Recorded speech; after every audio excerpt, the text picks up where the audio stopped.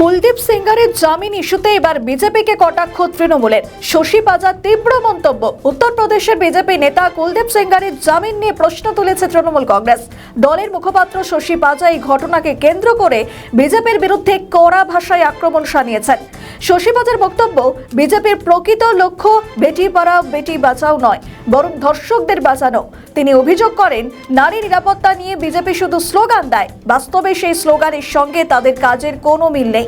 প্রসঙ্গত, উন্নাও কাণ্ডের পর দেশজুড়ে এই নিয়ে কঠোর সমালোচনা হলেও এই ঘটনায় অন্যতম অভিযুক্ত কুলদীপ সেঙ্গার তার জামিন পাওয়া নিয়ে এবার কড়া মন্তব্য তৃণমূলের। কি বললেন তিনি, শোনাবো আপনাদের। ভারতীয় জনতা পার্টি এবং কেন্দ্রীয় সরকার, বিজেপি সরকার বেটি পড়াও বেটি বাঁচাও এই কথাটা ফুলিয়ে ফাঁপিয়ে অনেক কিছু বলে।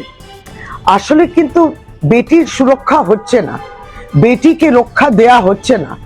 কারণ যে মেয়ে কিংবা মহিলা তার উপর যখন ধর্ষণ হচ্ছে, আমরা দেখছি যিনি ধর্ষণকারী তাকে কিন্তু জেল থেকে মুক্ত করা হচ্ছে, সে জেল মুক্তি পেয়ে যাচ্ছে। সদ্য তো দেখলাম কুলদীপ সেঙ্গার, সে কে?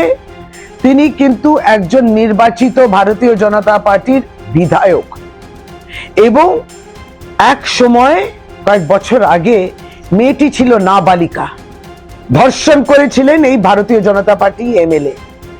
তারপর তাকে জেল পাঠানো হয়েছিল কুলদীপ সেঙ্গারকে, কিন্তু আমরা গতকালকে দেখলাম তাকে মুক্তি দিয়ে দেয়া হলো। ভারতীয় জনতা পার্টির শাসিত রাজ্যে তারা মুক্তি পেয়ে গেছে। এই মেয়েটি এই মুহূর্তে প্রাপ্তবয়স্কা, কিন্তু যখন এই লড়াইটা চলছিল, ন্যায়ের জন্য লড়াই চলছিল, তার বাবা যখন মেয়ে যার উপরে ধর্ষণ হয়েছে তিনি লড়ছিলেন, লড়াই করছিলেন, তখন তাকে মেরে ফেলা হলো। এই মেয়েটির বাবাকে মেরে ফেলা হলো, হত্যা করা হলো। ভারতীয় জনতা পার্টির গুন্ডারা করে দিলেন তাদের নির্দেশে, বিজেপির নির্দেশে।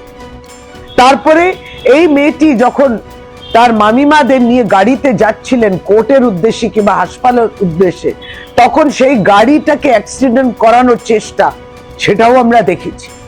মেয়েটি বেঁচে রয়েছে, কিন্তু তার দুই মামিমারা তারা মারা গেলেন। এরা মেরে ফেলতে পারে, সাক্ষীদের মেরে দেয়, যার উপর ধর্ষণ, যিনি ধর্ষিতা তাকে মেরে ফেলার চেষ্টা, আর যারা সাক্ষী তাদের মেরে ফেলার চেষ্টা। কিন্তু যিনি ধর্ষণ করেছেন তাকে জেল থেকে মুক্তি দিল। অন্যায়, অনেক বড় অন্যায়। আর আমাদের ভিডিও ভালো লাগলে লাইক ও শেয়ার করুন, কমেন্ট সেকশনে আপনাদের মতামত জানান।